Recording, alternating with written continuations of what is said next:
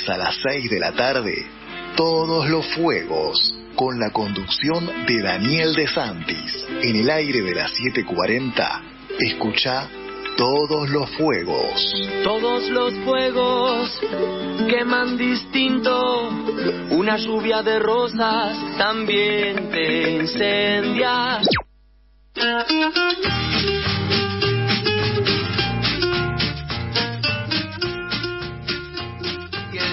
De Todos los Fuegos por AM740 Radio Rebelde. Bueno, como todos los lunes a esta hora, estamos con Dayana Álvarez. No le voy a decir nada hoy porque nos va a retar el director acá de la radio, que dice que estrechamos vínculos laborales. Dayana Álvarez en los controles. Mentira, esto son chascarrillos que uno tiene que decir para hacer esto un clima más alegre, ¿no es cierto, Dayana? Ahí dice que sí. También está Javier Rodríguez, que se sonríe con las pavadas que yo digo, ahí saluda con la mano y está preparado para otra jornada de análisis político. Mauro Fontela con sus exámenes que cuando se reciba va a tener que demostrar acá ante el micrófono todos estos meses y años de estudio. Bueno, vamos con el programa 199, 4 años y un mes largo en el aire. Hoy nos metimos con un tema, no sé, urticante puede ser para algunos, para nosotros es solamente la verdad histórica que ha ocurrido en la Argentina, entonces no tenemos más que decirla así, sin pelos en la lengua. Dice el título, negacionismo. Ya más o menos está instalado el nombre, no quisimos entrar en ese debate porque nos vamos del tema. Negacionismo, todo el mundo sabe de qué hablamos. Para construir lo nuevo, comencemos por decir las cosas como son y cómo fueron. Lucha de clases, guerra civil y genocidio en la Argentina. Así titula un meritorio libro la socióloga Inés Izaguirre. Este ciclo de luchas se inicia en 1955, dice Inés, con el derrocamiento de Perón y la guerra militar que lo produce, dirigida no solo contra la fuerza cívico-militar peronista, sino contra la gran masa obrera que lo apoya. A partir de ese momento, la lucha de clases en la Argentina se despliega bajo las condiciones de una guerra civil, en el sentido clásico del término, un proceso de lucha de clases que se desarrolla hasta alcanzar su estadio político-militar, concluye Inés Izaguirre. Decimos nosotros, la guerra civil fue declarada por primera vez por el Ejército y la Marina por mandato de la burguesía liberal agroexportadora contra el intento peronista de culminar la revolución democrático-burguesa, es decir, realizar la necesaria revolución industrial para ser un país desarrollado. Ante la defección de la parasitaria clase capitalista, la intentó apoyándose en la clase obrera, lo que despertó un profundo odio de clases que aún perdura. Recordamos, ya somos bastante grandes y recordamos los hechos de 1955 y las reacciones de la población de ambos bandos. Pero la dirección peronista fracasó en ese intento, el de la revolución industrial, por temor a la clase obrera. Esta, después del golpe y desde el llano, inició una lucha que fue reprimida con métodos de guerra civil, plan Conintes y similares. El triunfo de la Revolución Cubana, el 1 de enero de 1959, y su segunda declaración de La Habana de febrero de 1962 fueron la campanada y el programa que alentó la revolución en los demás países de América Latina. En Argentina, aquel mismo sector de la clase capitalista declaró por segunda vez la guerra contra el pueblo el 28 de junio de 1966 con el derrocamiento del presidente Iliá, sumando a la resistencia a la clase media y volcando masivamente a la oposición al estudiantado universitario. El estudio de Izaguirre desde los más altos niveles de la universidad convalida teóricamente las caracterizaciones del documento del Cuarto Congreso del PRT de 1968 y de otras declaraciones de fuerzas revolucionarias en ciernes en respuesta a las dos declaraciones de guerra de la burguesía. Pero fueron el cordobazo, el rosariazo y la cadena de puebladas que le siguieron, es decir, la clase obrera y el pueblo argentino, las que respondieron con la guerra de todo el pueblo y fundaron e integraron las fuerzas militares de la revolución. La masividad, la combatividad, la radicalización de la conciencia y el peligro de la revolución alertaron ahora a todos los sectores de la clase capitalista que respondieron con el gran acuerdo nacional, protagonizado desde divisiones distintas por el dictador Lanusse y por Perón, pero con un mismo fin estratégico: salvar al capitalismo y aplastar la revolución social. Primero, por medio de las elecciones de 1973, aplicando el engaño, la represión y el terror, AAA, modificación del Código Penal, etc. Misión Ezeiza tendríamos que haber agregado ahí. Misión asumida por Perón con la que no logró el objetivo. Por el contrario, fue el movimiento revolucionario el que derrotó ese intento del peronismo burgués y burocrático, cuya culminación fueron las jornadas de junio y julio de 1975, también conocidas como Rodrigazo. La clase obrera, desde el cordobazo, había roto con el apotegma peronista sobre la unidad pueblo-ejército, y durante su tercer gobierno rompía desde la lucha huelguística, de calles y armada con la conciliación de clases. Inmersa en el torrente de la movilización, la conciencia de la clase obrera estaba en tránsito al socialismo. Como reacción, los mandos militares organizaron la segunda respuesta, la guerra contrarrevolucionaria y tercer declaración de guerra al pueblo, la guerra contrarrevolucionaria y genocida, es decir, sin respetar las leyes de la guerra. Es decir, que acá desde el 55 al 76, transcurridos 21 años, 3 veces los militares y la burguesía le declararon la guerra al pueblo argentino.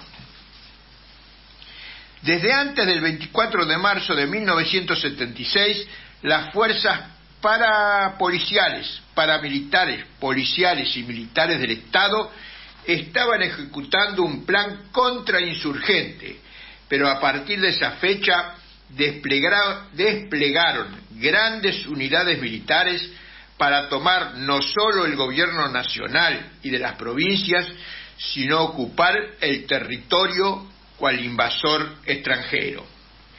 Se anularon todas las garantías constitucionales y se violaron sistemáticamente los convenios de Ginebra sobre la guerra.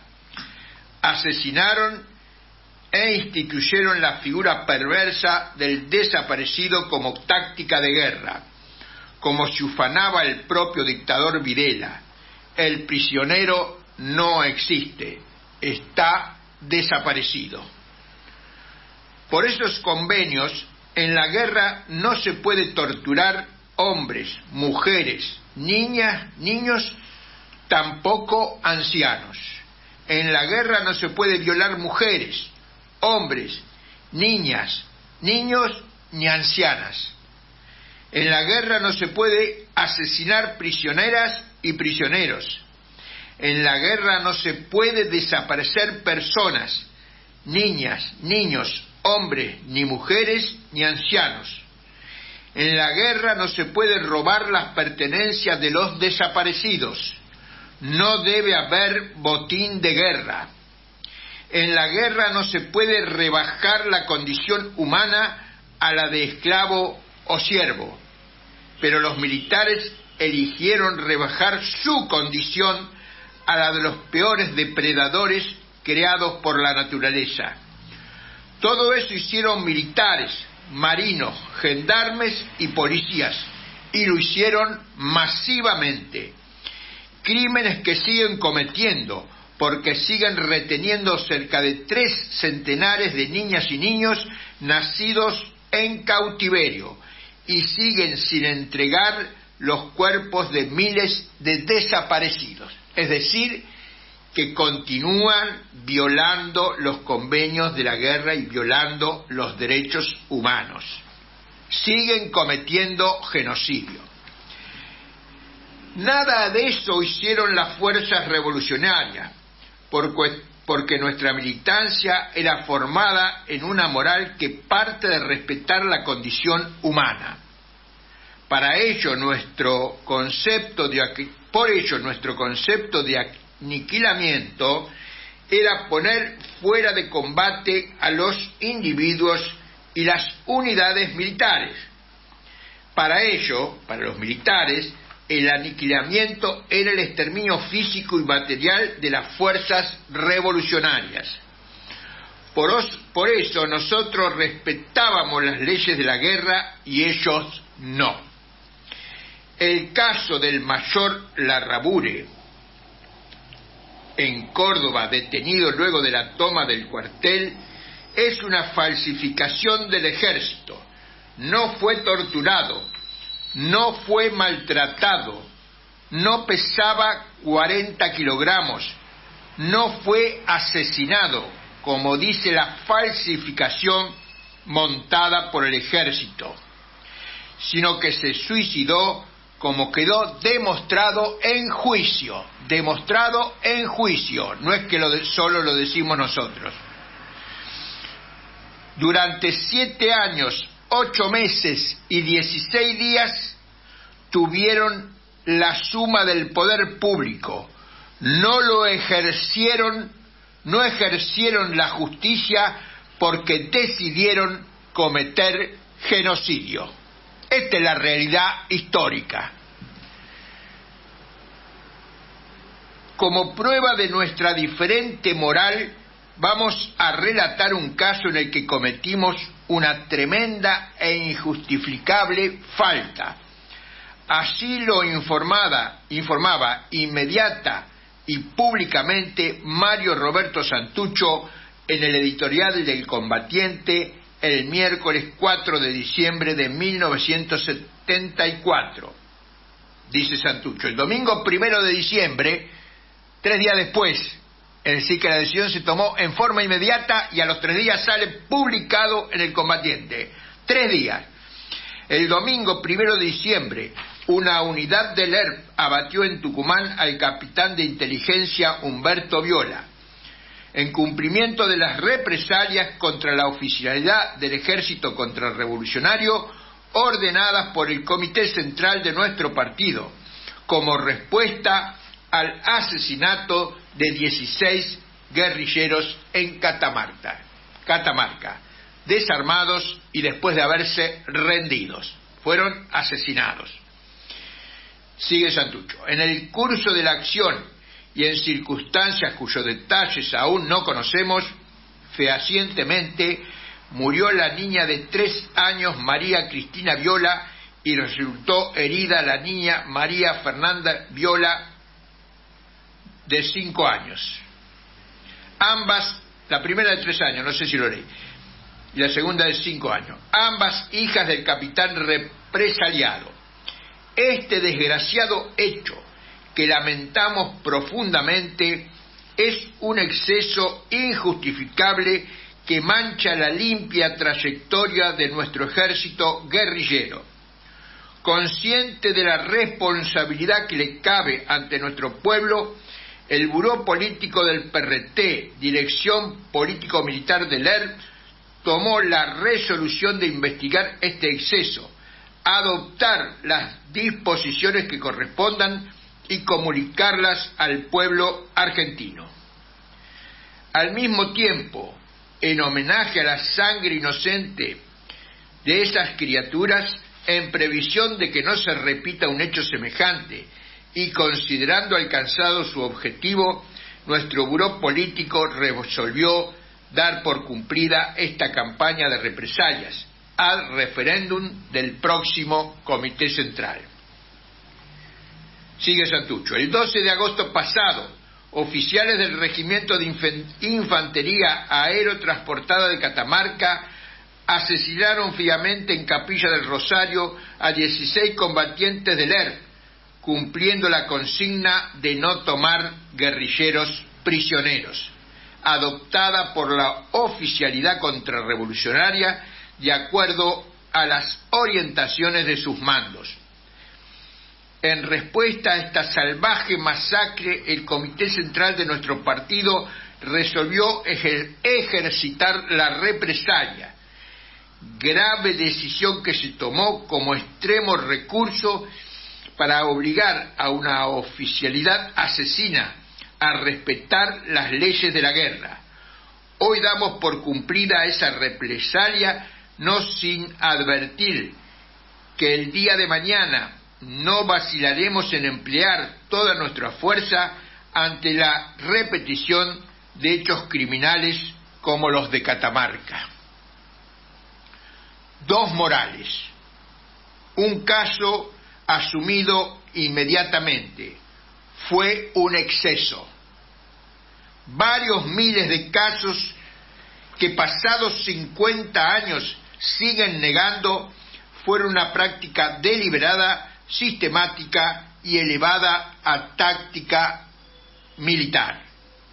El pueblo argentino no debe votar por la degradación de la condición humana. Bueno, creemos que es clara la respuesta a 2 de los candidatos presidenciales que están compitiendo en las elecciones de marzo del 23 de octubre presente. Sí, algunas cosas que tal quería ahí agregar a esto. Sí. Yo creo que tristemente algo que viene sucediendo, y esto no es solo, no está pasando solamente aquí. Ayer mismo, entre ayer y el sábado pasó que en Canadá, en lo que es el parlamento de allá, recibieron a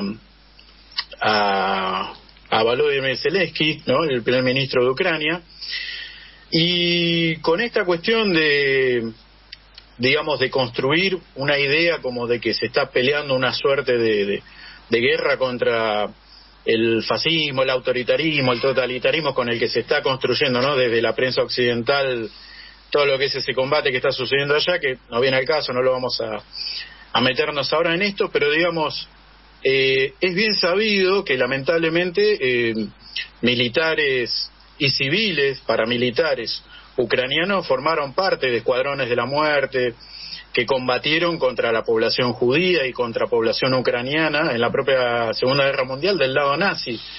Muchos de esos tipos, obviamente, terminada la guerra, se guardaron, ¿no?, se escondieron, se llamaron a silencio, y ayer, en el Parlamento, con la presencia de Trudeau, que es el primer ministro de Canadá, llevaron a un excombatiente, que era un excombatiente, que lo presentaron como un tipo que había luchado contra la barbarie rusa, ¿no? Lo presentaron así, lo quisieron presentar como una especie de mártir que peleó contra el totalitarismo stalinista, una cosa así, y presentaron a un tipo que fue miembro de las SS Galicia, que era un escuadrón de la muerte, literalmente, ¿no? Sí, las SS, Himmler. Abiertamente, o sea, sí, abiertamente lo presentaron, pero lo presentaron como un tipo que había peleado contra los ejércitos totalitarios soviéticos y qué sé yo. Después lo aplaudieron, lo ovacionaron, ¿no? Un señor muy viejito, ¿no? Que en la vejez igual no oculta nada, sus manos están bastante manchadas de sangre seguramente.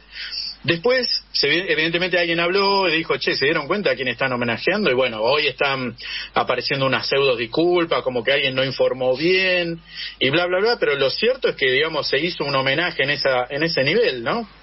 Eso es aquí, peor sí, que el radar inglés, que nadie del gobierno sabe que todavía está funcionando. Primero se enteraron que lo instalaron y ahora no se enteran que funciona. Lo mismo allá.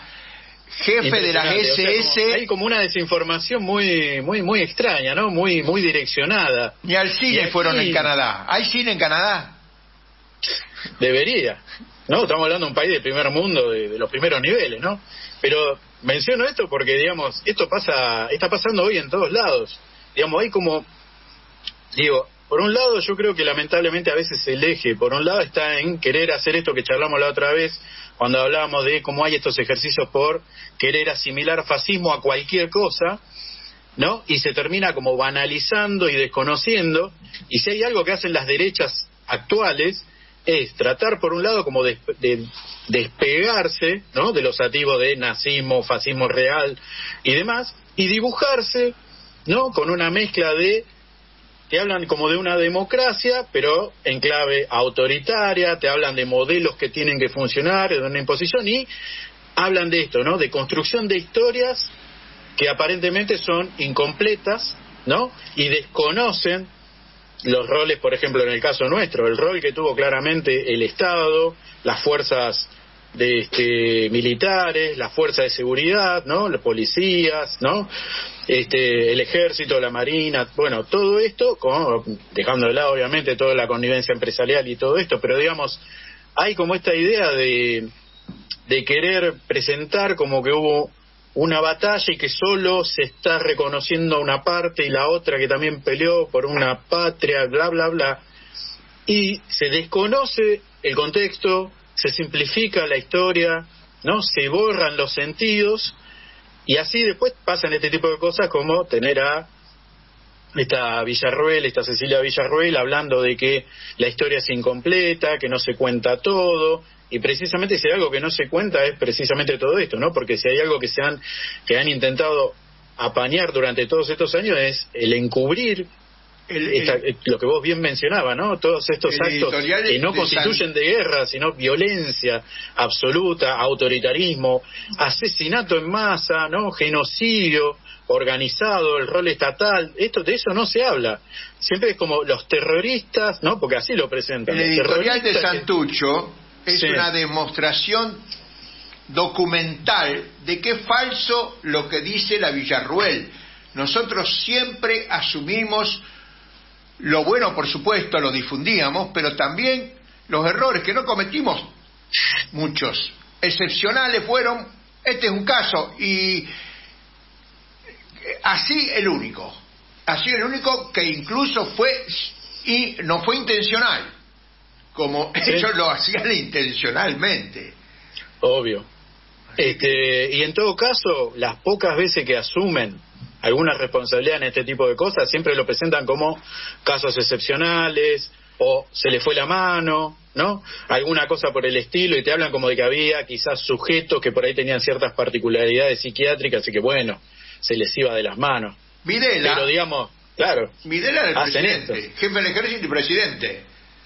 Dice, bueno, todos hemos visto la imagen de Videla diciendo: el desaparecido no está, era una táctica militar el desaparecer personas, así que más claro que eso, imposible. Y un desaparecido no tiene ningún derecho, justamente. No es, él decía, eso, ¿no?, él decía esto de que no tiene entidad. No existe, no está, nada, es un rumor, es un mito, ya está, y ahí deshumanizás, desnaturalizás, invisibilizás, negás todo. Y en todo caso, ya sabemos cómo pasa con esto, tristemente, que siempre la historia, quien la escribe el que ganó. Pero la historia de lucha de los pueblos no termina nunca. No, tenemos, por supuesto. No sé si la juventud conoce el nombre de Espartaco, un esclavo romano del año 100 y pico antes de Cristo. Cada vez que los pueblos se levantan para luchar contra la injusticia, contra la opresión, contra la dominación, reaparece en la conciencia de los pueblos el nombre de Espartaco, el esclavo que durante 8 años combatió en la propia ciudad de Roma. Creo que era la vía Apia, si no me equivoco, que era el centro de actuación de los esclavos contra las legiones del imperio poderosísimo de Roma, ¿no es cierto? Sí. Bueno, bueno, 1:30, ¿querés que vamos al corte y ahí arrancamos? Ya llegamos hasta acá, bueno. Ya estamos 1:30. Vamos al corte, rapidito el corte de las 1:30 y volvemos con la situación política de actualidad.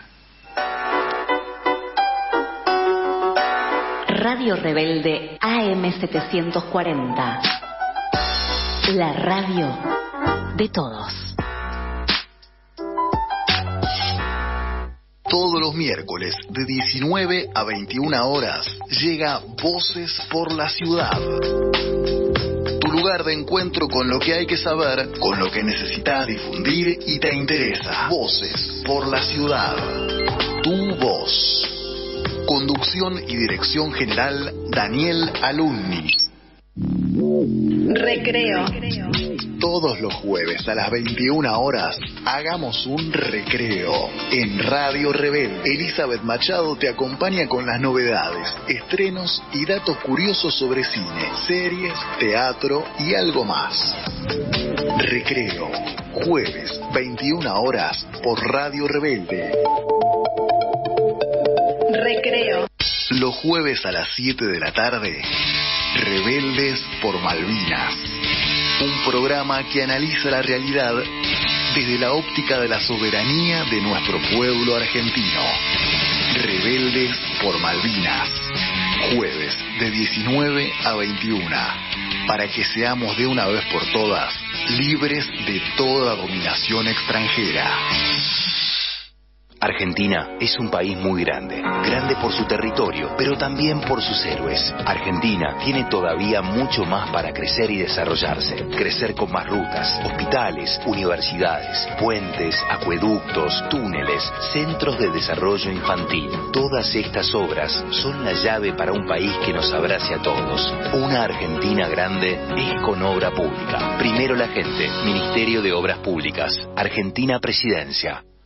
Es estar en todas partes. Es saber que las personas son las que hacen grande el trabajo. Todo eso es lo que cuidamos. Superintendencia de Riesgos del Trabajo. Orgullosos de cuidarte. Primero la gente. Argentina Presidencia. Aumentamos de 4.000 a 18.000 pesos el tope de reintegro del 15% en compras realizadas con tarjeta de débito para personas jubiladas o que perciban una pensión por fallecimiento. Primero la gente. AFIP. Argentina Presidencia. Ya escuchás La Rebelde. Ahora también nos podés ver. Mirá la programación en vivo de AM740 en YouTube.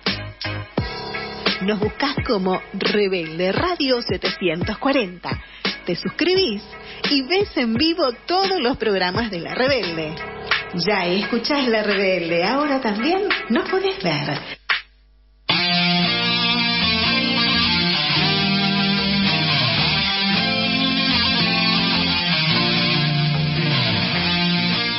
Bueno, estamos en la segunda media hora de Todos los Fuegos y vamos a escuchar el análisis político, sobre todo de la evolución de la encuesta y de las expectativas de la población para las elecciones del 23.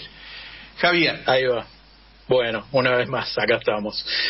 Bueno, se nos vienen las elecciones encima, lamentablemente porque sabemos que sea como sea que esto se resuelva, el horizonte es bastante preocupante. La semana pasada habíamos charlado sobre cómo se habían reiniciado las campañas de los distintos candidatos. Más o menos empezó a ver como el eje que estaba queriendo cada una articular. Y bueno, vamos a mencionar algunas cosas que vienen pasando en estos últimos días. Por un lado, la semana pasada, el miércoles, si no me equivoco, el miércoles pasado, tuvo lugar en TN, ¿no? El canal de cable del grupo Clarín, tuvo lugar el intercambio, el debate entre candidatas a vicepresidente, donde, bueno, estuvieron Cecilia Villarroel, Nicolás del Caño, Petri de Mendoza, el compañero de fórmula de Patricia Bullrich, Agustín Rossi, ¿me estoy olvidando de alguien? No, creo que ahí están. No, el querido amigo Florencio Randazzo, me olvidaba. El compañero de fórmula de Schiaretti, ¿cómo me voy a olvidar? Bueno, obviamente, el debate se puede ver porque ya está subido, dura aproximadamente un poquito más de 1 hora y media. Fue muy ordenado. Sabemos que estos debates, no el de los vicepresidentes, sino que el de los presidentes es una cuestión que está incluso sancionada por ley. Se tienen que dar debates públicos, o sea que en estos días, no sé si va a ser la semana próxima, ahora no lo recuerdo, va a haber el debate donde van a estar... Creo. Ahí está, bueno. Va a estar... claro que es el domingo, si no me equivoco, sí. Va a ser el debate, entre comillas, de verdad, donde van a estar los candidatos y las candidatas a presidente. Ya vamos a hablar de eso seguramente. Pero hablando sobre esto, algo que se pudo ver, porque en general siempre, obviamente, el lugar, digamos, de los vice, de las vice, suelen ser más bien testimoniales, no se espera nunca, digamos, mucho vuelo. Se sabe que en general están ahí porque, se supone que garantiza algún tipo de alianza, de acuerdo político de los distintos frentes que se constituyen, pero algunas cosas que se pudieron ver, hablo desde un punto de vista personal, por supuesto cada uno y cada una de los oyentes podrá plantear su propia visión al respecto, pero digamos, fue todo como muy ordenado, no hubo grandes controversias. Las controversias que se plantearon, los encontronazos, digamos, que eran bastante esperables, por así decirlo. Algún que otro golpe bajo también era esperable y sucedió. Volviendo sobre el tema de la valoración, Randazzo, poco y nada. Realmente me dejó a mí la imagen de, estar ahí porque alguien lo invitó a subir y ahí estuvo. Te doy un dato. Sí. Yo lo conozco porque no lo conozco personalmente, alguna vez nos hemos cruzado, chau, ¿no? Sí. Pero Randazzo llegó ahí, me lo dijo gente que militó con él, porque es un hábil rosquero. Es probable. Como Alberto Fernández, un rosquero. Y sí. Ahí está. Cuando tiene que hablar... Claramente yo creo que su momento ya pasó por lejos. No lo vi con muchas luces. Me pareció, no demostró, no creo que aporte mucho a la campaña de Schiaretti realmente. Pero ahí estuvo, no dijo grandes cosas. Sobre el tema Rossi, realmente a mí por momentos me pareció un poco preocupante, sentí como que se hacía lagunas. Algunas respuestas claramente estaban como muy guionadas y se las aprendió de memoria. Sin embargo, tiró un par de bombas. El eje, yo sentí que en general de todo fue el de atacar a Villarroel por obvias definiciones que le son propias, justamente esto que estábamos hablando, ¿no? El perfil negacionista. Es Villarroel la principal representante en todo esto, y ese fue como el caballito de batallas de muchos, y yo no sé si eso fue lo más razonable, porque lamentablemente yo creo que entre que estaban muy guionados o que se dedicaban a reproducir el discurso que cada uno y cada una tiene, que ya se les conoce. Por ejemplo, Del Caño no se apartó prácticamente de nada de lo que ya conocemos que son, digamos, las ideas, las plataformas del FIT y demás. Pero digamos, Villarroel en lo personal yo sentí que fue muy sólida, si bien es obvio que ella tiene sus definiciones, pero fue la única que, digamos, se ajustó a responder de primera mano sin un guión, digamos. era alguien que hablaba sin estar tratando de acordarse de memoria, ¿no? Me imagino como alguien dando un examen. Bueno, me pareció la única que, digamos, respondió firme. Esto también es preocupante, ¿no? Porque si precisamente alguien que representa estos valores y estos intereses que ya sabemos, tuvo esa soltura, es preocupante lo otro. Por último, bueno, estábamos hablando del amigo Petri. Fue un calco, no se apartó 1 milímetro del guión de Patricia Bullrich. Reprodujo hasta frases enteras iguales en relación a esta idea de el orden, acabar con el kirchnerismo y bla, bla, bla, que ya les conocemos. Las cifras que se dieron ahí sobre, que obviamente obedecen a la votación de los televidentes, de las televidentes que vieron el debate, pero digamos, el ganador, la ganadora terminó siendo, por firmeza, por claridad, por capacidad de convicción, fue tristemente Cecilia Villarroel, lo cual es bastante preocupante, ¿no? Me haces acordar al debate entre Macri y Scioli, que Macri decía lo que él pensaba y le robó el discurso a Scioli, entonces Scioli tenía que aparecer como progresista y era un paquete ahí repitiendo un eslogan que no era el suyo. Claro, y pasó lo que pasó en las elecciones de 2015 y esperemos que no sé. Ya nos vamos a enterar, tristemente, de cómo va a seguir todo esto. Después, algunos elementos, bueno, estas últimas 2-3 semanas, de todos modos, y esto es relevante mencionarlo, también tuvieron lugar un par de las elecciones provinciales que tienen que ver con también cómo se va constituyendo el escenario electoral a nivel nacional. No lo hemos mencionado, pero tuvimos elecciones en Chaco, elecciones en Mendoza, que fueron este domingo, las elecciones en Chaco fueron hace 2 semanas, y la semana pasada fue la elección en Santa Fe. Los 3, extrañamente, ganaron expresiones políticas vinculadas, si bien a Juntos por el Cambio, pero particularmente al radicalismo. Algo que, bueno, es para pensar. En los 3 actos se la vio a Patricia Bullrich alegre, porque ya sabemos que el escenario a priori está generando, digamos, una expectativa de que posiblemente no llegue a disputar el casi seguro balotaje que vamos a tener. Los números no le están dando en principio, ahora vamos a hablar igual de algunas encuestas, pero bueno, estos triunfos le sirvieron como para envalentonarse y salir a mostrarse, porque en general, esto ya lo mencionamos la semana pasada, la mayoría vienen diciendo que, bueno, esa campaña de Patricia Bullrich puede ser la antesala a una posible implosión que vaya a tener Juntos por el Cambio. El radicalismo ya viene teniendo varios representantes que vienen anunciando posibles salidas o posibles aperturas a escuchar propuestas de espacios como por ejemplo el de Unión por la Patria, y no es casual que ayer fue, o el sábado, bueno, no lo recuerdo, en un acto de masa se vio a Gerardo Morales, también se vio al gobernador de Salta, digamos, cosas que, recordemos, Gerardo Morales hasta hace un mes era el vicepresidente de la candidatura de Horacio Rodríguez Larreta, y se vio a Gerardo Morales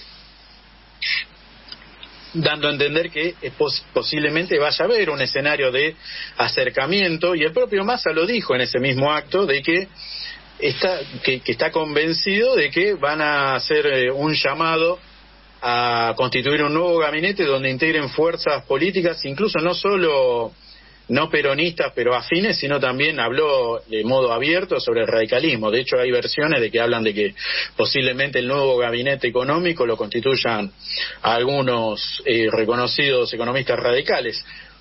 Bueno, evidentemente son las apuestas. Los números por ahora vienen no siendo muy diferentes a lo que fueron en la previa. Obviamente que se vienen dando encuestas relativamente pequeñas. Yo vengo viendo que las encuestas que vienen dándose, yo me parece que están guardándose para hacer grandes trabajos telefónicos y de encuestas en calle, quizá para la próxima semana, pero porque por ahora se ven encuestas de 2.000, 2.500 personas que, digamos, claramente no son muy representativas y suelen ser sobre una ciudad, Buenos Aires, Rosario, Córdoba, digamos, todavía no hay grandes mapas relevados, pero en general vienen dando a priori entre un 30, 35 y a veces llegando a 40, aún para la fórmula de Javier Milei con Cecilia Villarroel. Viene, vuelvo a decir, según la encuesta, Massa está aparentemente, Massa y Rossi están en un segundo lugar, en algunos casos por pocos puntos. Hay encuestas que hablan de que están a 2 o 3 puntos nomás de la Libertad de avance, y algunas que le dan a una distancia de unos 8 o 10 puntos. Pero en cualquiera de los escenarios siempre viene tercero cómodo, hasta diría que entre 8 y 10 puntos del segundo, o sea, de la posición de Massa, a la candidatura de Bullrich con Petri. Este fin del sábado se conoció un spot, no sé si posiblemente los oyentes y las oyentes ya hayan tenido la triste oportunidad de ver. Patricia Bullrich hizo un spot mostrando una cárcel, replicando mucho esta idea de lo que viene haciendo el gobierno de Nayib Bukele. Todos sabrán que armó ahí una especie de super mega cárcel para meter a las maras, en un plan bastante discutible. Bueno, muestra una maqueta, el spot muestra la maqueta donde dice que va a meter a kirchneristas, narcotraficantes, asesinos, digamos, mete en la bolsa todo, pero digamos, viene con este discurso como de objetivar en torno al kirchnerismo. Ya no habla de peronismo, ya habla de kirchnerismo. El spot cierra con una imagen que dice penal doctora Cristina Fernández de Kirchner, de un modo bastante visceral y duro, ¿no? Yo no sé realmente si, bueno, va por ahí la cosa. Evidentemente están apuntando por ese lado, pero ¿te acordás vos, Daniel, que lo charlamos la semana pasada, que una de las cosas que le habían dicho a Patricia era, mirá, en lo posible trata de no hablar, vamos a hacer que hablen tus posibles futuros ministros, porque cada vez que hablas te enredás y terminás, diciendo barbaridades. Yo creo que si bien no está diciendo barbaridades, pero el spot un poco lo es, porque es bastante grosero, vamos a decirlo así. Pero bueno, en principio los números no se están moviendo demasiado. Massa viene manejando una imagen y un perfil de estadista, de acá está. De hecho los propagandas y los spots lo presentan como aquí está la esperanza, es por aquí, ¿no? Digamos, y toda esta cuestión de ir haciendo lanzamientos de reducciones de impuestos, beneficios impositivos y demás, con lo que se está tratando de, entre comillas, suavizar un poco la situación general de la población. Y Milei viene en un plano bastante bajo, bastante poco confrontativo, y la discusión que se viene teniendo ahí entre bambalinas es si cuando se haga este debate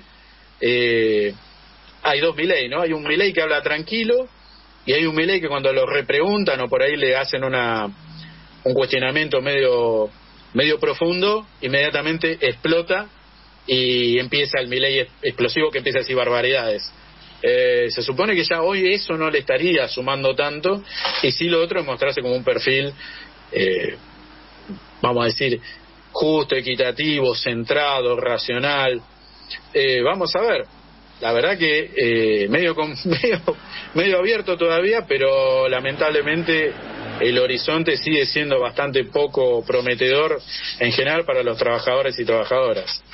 Sí, la evolución de la política argentina de los últimos 8 años ha producido lo que estamos viviendo, y hay responsabilidades.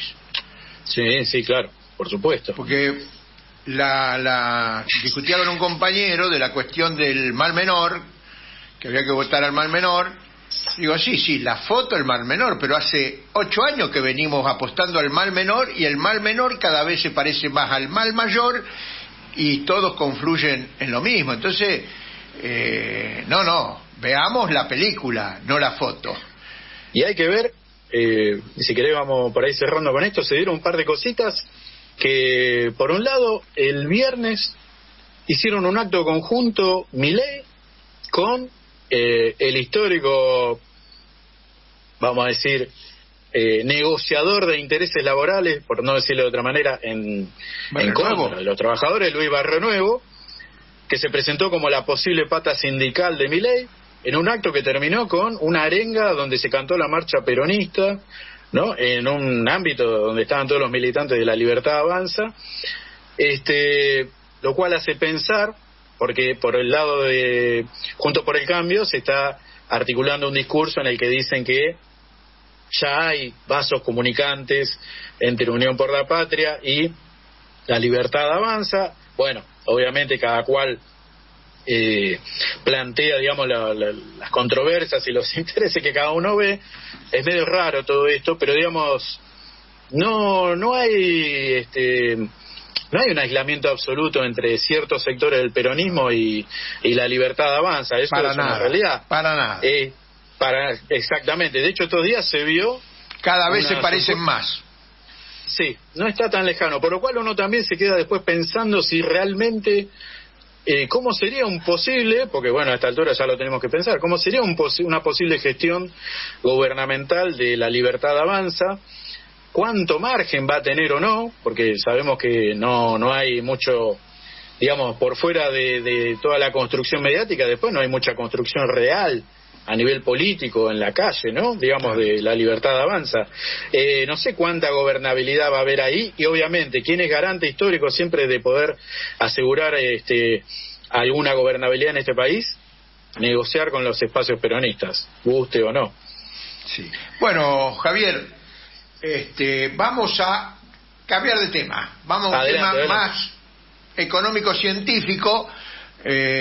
Nuestros investigadores Carlos Po y Oscar Villar, ahora en la voz de Carlos Po vamos a escuchar un informe sobre la producción de hidrógeno. Siempre el mismo discurso, que es para exportar. Nunca van a decir vamos a producir hidrógeno, en este caso para el desarrollo de la industria argentina. Escuchamos a nuestro columnista e investigador Carlos Po. Adelante. Según el documento oficial Estrategia Nacional para el Desarrollo de la Economía del Hidrógeno, el calentamiento global y la multiplicación de sus impactos adversos pusieron a la crisis climática en un lugar central dentro de las agendas públicas alrededor del mundo. El Acuerdo de París, firmado en 2015, y los compromisos asumidos por los países dan cuenta del interés de la sociedad por generar un nuevo paradigma basado en objetivos de desarrollo sostenible. En este contexto, pandemia del COVID-19, la presión generada sobre las cadenas de suministro y la crisis energética desatada a partir de la guerra en Ucrania dieron mayor complejidad al escenario y aceleraron el proceso de transformación hacia una matriz energética más limpia. La riqueza y la variedad de sus recursos naturales permiten anticipar que la Argentina jugará un papel clave en la descarbonización de las actividades económicas, no solo en su territorio, sino también en otras latitudes. Además, el documento oficial agrega que el hidrógeno es un producto industrial cuya generación depende críticamente de la calidad de los recursos naturales. En este sentido, la competitividad del país en esta nueva economía se fundamenta en integrar las ventajas naturales y las ventajas construidas en base a las capacidades industriales, científicas y tecnológicas y el trabajo argentino. También dice que, a partir del despliegue de esta nueva cadena de valor, el país podrá expandir las exportaciones, descarbonizar actividades económicas, generar nuevos empleos de calidad y fortalecer el entramado industrial. Este proceso tendrá lugar especialmente en las localizaciones con recursos para la producción de hidrógeno de forma sostenible y competitiva, contribuyendo así al desarrollo territorial armónico. El Poder Ejecutivo Nacional asignó al hidrógeno una relevancia estratégica, según el documento oficial.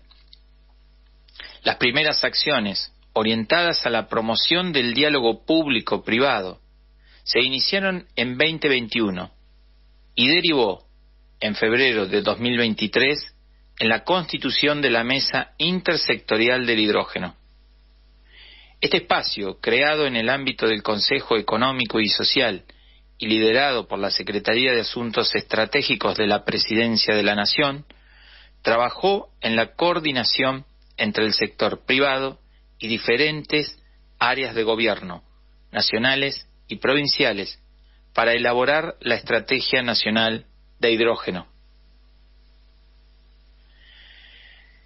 En mayo de 2023, el Poder Ejecutivo Nacional elevó al Congreso de la Nación el proyecto de ley de promoción del hidrógeno de bajas emisiones de carbono y otros gases de efecto invernadero. Esta iniciativa legislativa tiene como objeto promover proyectos de producción de hidrógeno de bajas emisiones, organizar la gobernanza del sector y fomentar el desarrollo productivo y tecnológico a lo largo de toda la cadena de valor.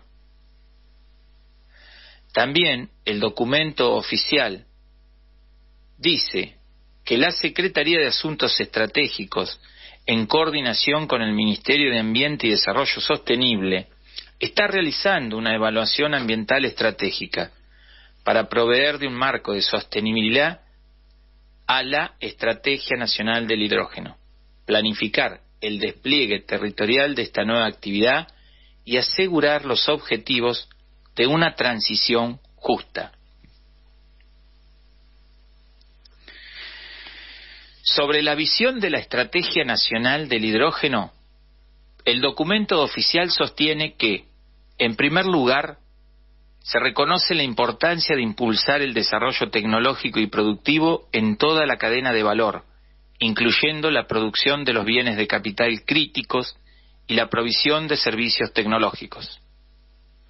En segundo lugar, dando cuenta a los diferentes recursos y capacidades disponibles en el territorio argentino, contempla la producción del hidrógeno de bajas emisiones por medio de diferentes tecnologías, ya sea a partir de fuentes renovables, hidrógeno verde, a partir de energía nuclear, hidrógeno rosa, o a partir de combustibles fósiles con captura de carbono, hidrógeno azul.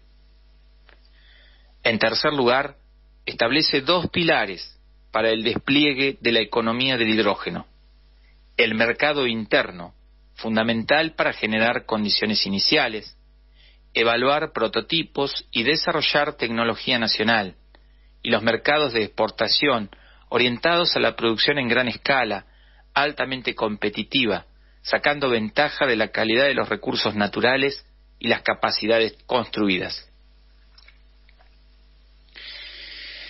A decir por lo que pone en la letra el documento oficial, da la sensación que la transición energética tiene a la Argentina entre los países que buscan su lugar a nivel mundial.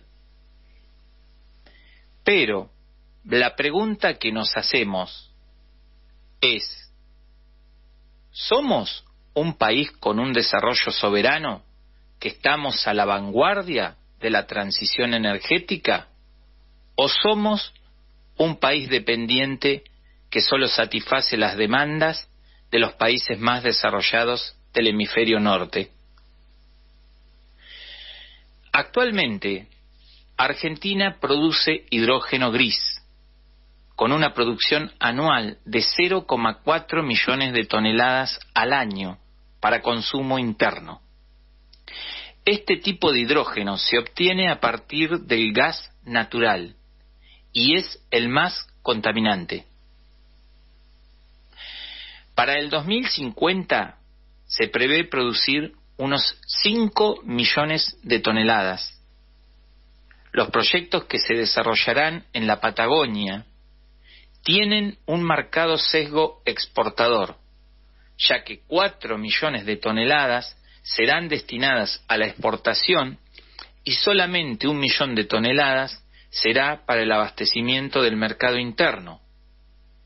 Abastecimiento que será realizado por aquellos proyectos que estén ubicados cerca de los centros de consumo y en Patagonia estos últimos no existen. De los 5 millones de toneladas, no van a ser exclusivamente todas de hidrógeno verde, sino que se repartirán entre hidrógeno verde, hidrógeno rosa e hidrógeno azul. Esto quiere decir que el rol que tendrá el actual sector petrolero en la producción del hidrógeno azul será muy importante. Río Negro y Tierra del Fuego son 2 de las provincias estratégicas en la futura producción de hidrógeno. En Tierra del Fuego el tema toma relevancia por las reservas de gas de la cuenca austral y por la posibilidad no solo de exportar el hidrógeno azul que se produciría, sino además exportar amoníaco para satisfacer la demanda de países como Japón o Alemania. Este modelo es extractivista, no beneficia a las economías locales, tiene por objetivo tan solo la creación de apenas unos 300 puestos de trabajo y no se cuenta con la posibilidad de que tenga impacto en mano de obra indirecta. En Río Negro, la empresa australiana Fortescue viene por la producción de hidrógeno verde. Lo que va quedando claro es que la estrategia viene a satisfacer más las demandas de las grandes potencias del norte industrializado que las necesidades y demandas del conjunto de la sociedad argentina. Algunos especialistas, integrantes de organizaciones ambientales, también han declarado que no está del todo claro los recaudos ambientales que deberían tomarse.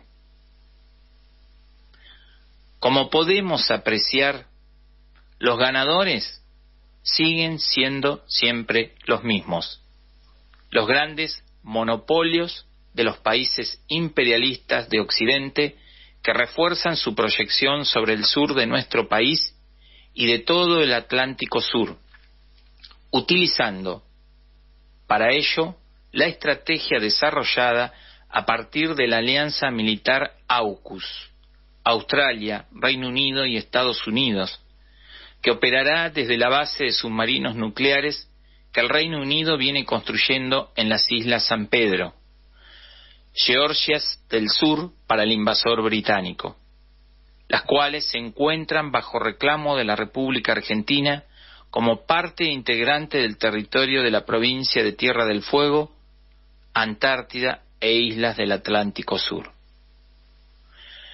A eso hay que sumar el radar de Leolabs, instalado en cercanías de la ciudad de Tolwyn, del lado argentino, en el corazón de la isla grande de Tierra del Fuego.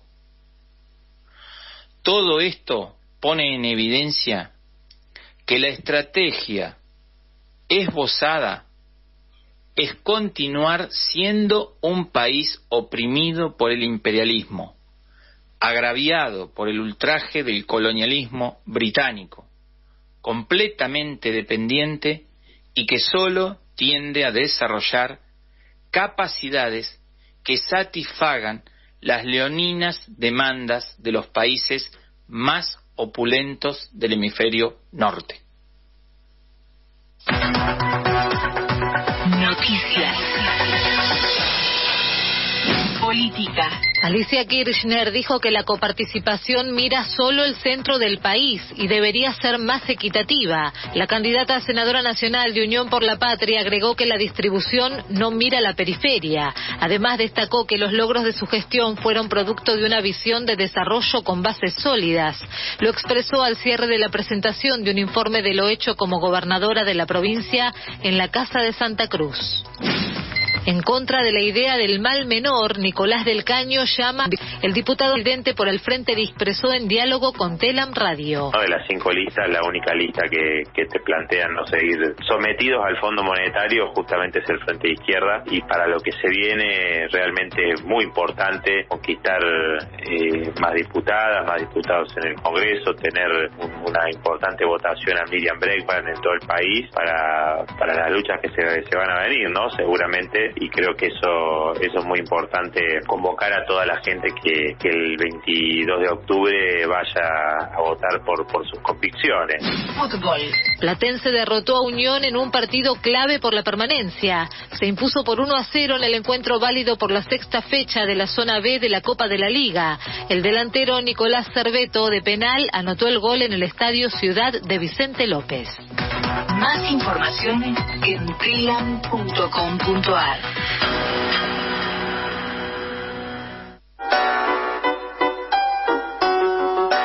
Radio Rebelde AM740. La radio de todos.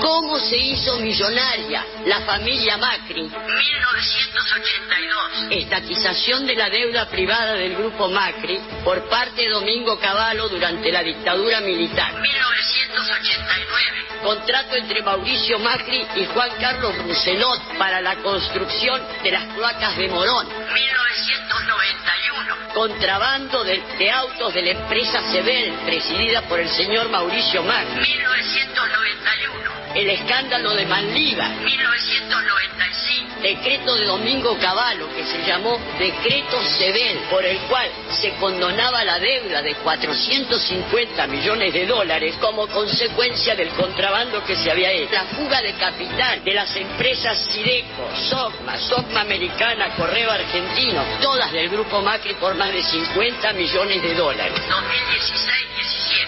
Y tenemos los Panama Papers, el Correo Argentino, Avianca, Autopistas del Sol, Odebrecht. Esa famosa riqueza del grupo Macri no se hizo ahorrando monedas en una alcancía. Alcira Argumedo, luchadora indispensable, una rebelde. Los jueves de 14 a 15 horas, con ustedes, África, una apuesta radial de Casa de África en Argentina, para la integración del continente africano en el mundo. Noticias, comercio, historias, música, poesía y mucho más. Conduce Irene Ortiz Teixeira. Con ustedes, África. Radio Rebelde en Instagram. Nos buscás como Radio Rebelde 740 y conectás con toda nuestra programación. Ahora también en Instagram.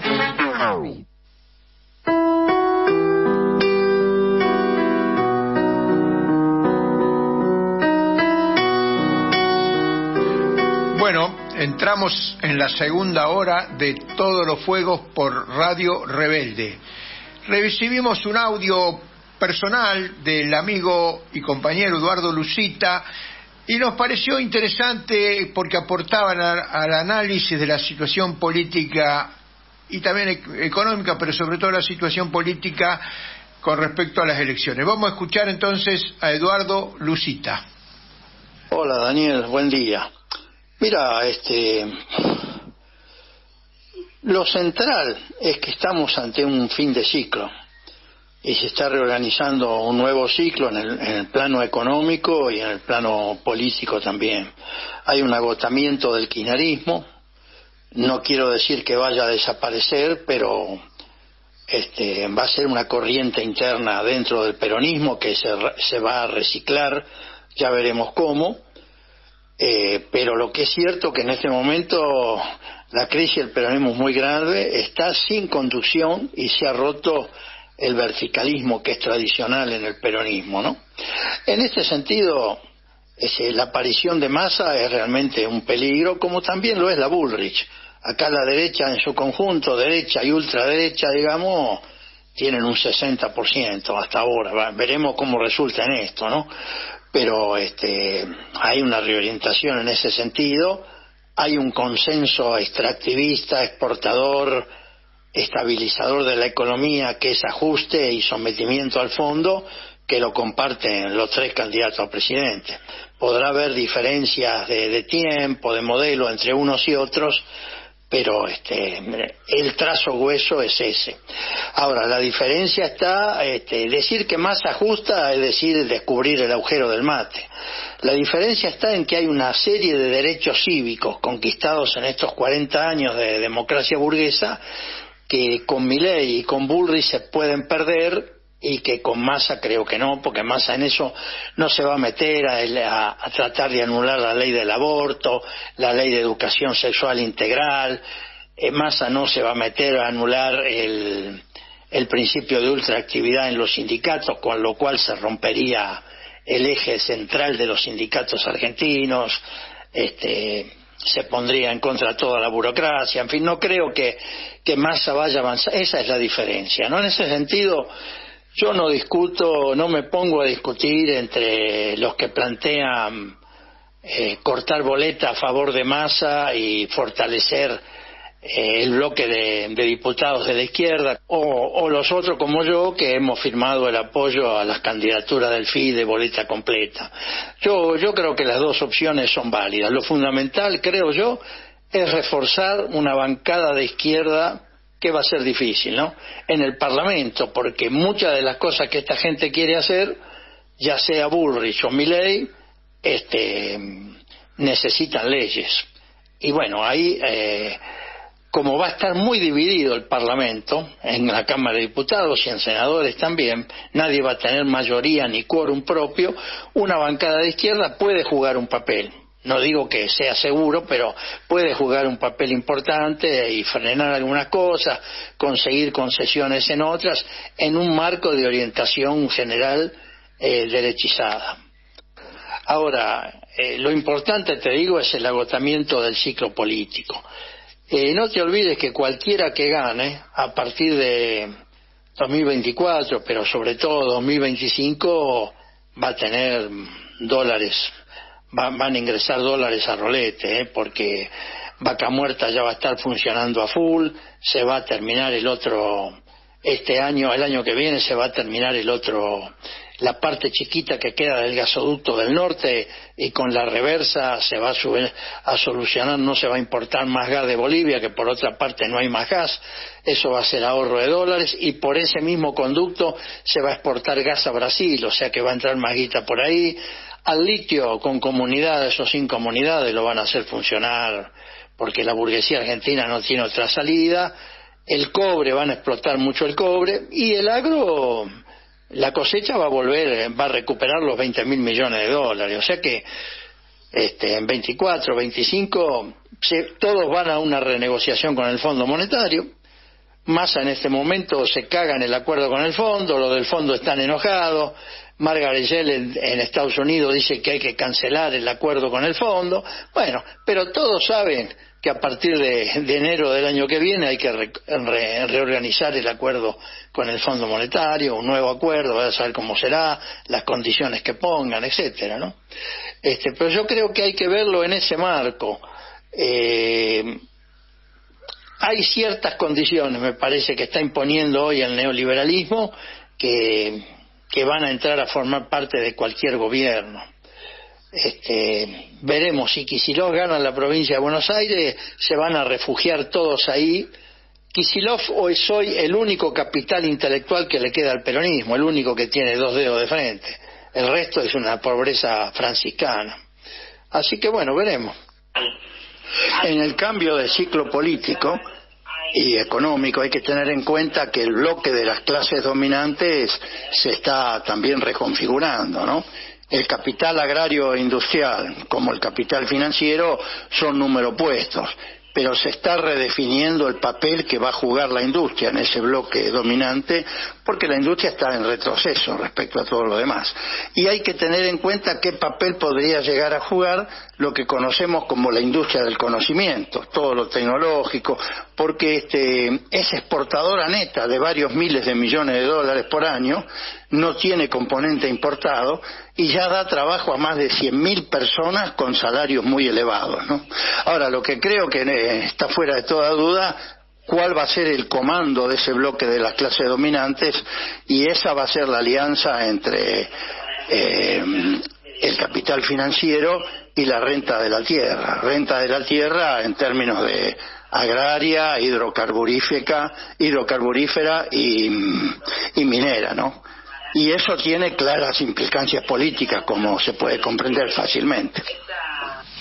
Bien, escuchábamos a Eduardo Lucita en un interesante análisis de las perspectivas políticas y económicas para los próximos 2 años.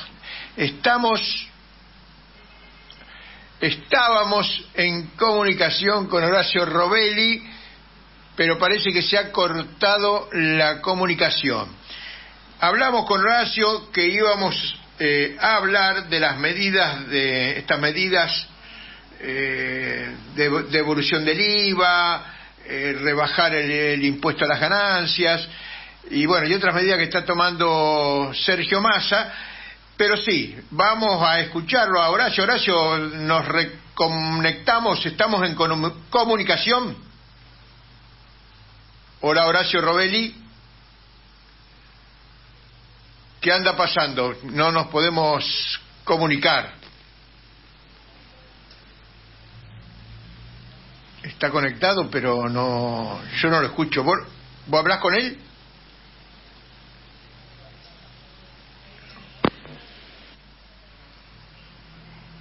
Bueno, la audiencia, tenemos acá en Ascua la audiencia porque estamos teniendo dificultades para comunicarnos con Horacio Robelli, pero hay un problema técnico que no sabemos cuál es y ahí no sé qué me muestra Dayana que se le cayó algo.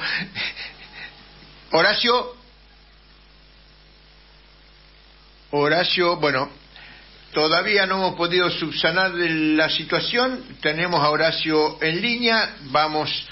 Pongamos un separador musical para ver cómo hacemos para comunicarnos con Horacio y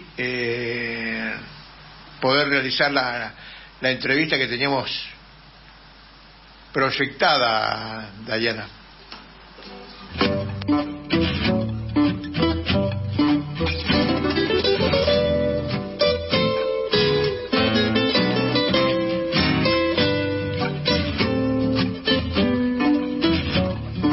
Arriba los pobres del mundo, de pie los esclavos sin pan, y gritemos todos unidos, viva la internacional.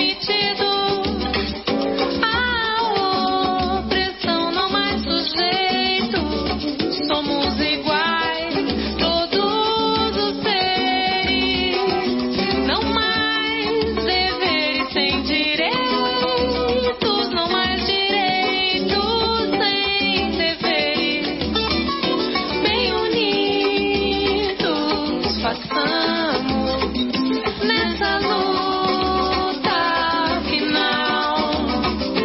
Uma terra sem amo, a internacional. Bem unidos passamos nessa luta final. Uma terra sem amo, a